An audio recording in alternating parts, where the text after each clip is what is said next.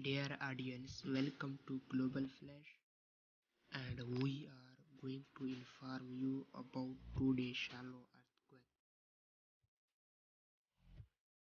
Magnitude 4.3 at depth 197 km on Thursday, 13 January 2022 at local time 10 a.m.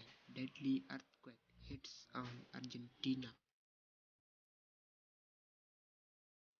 The quake was reported by European Mediterranean Seismological Center.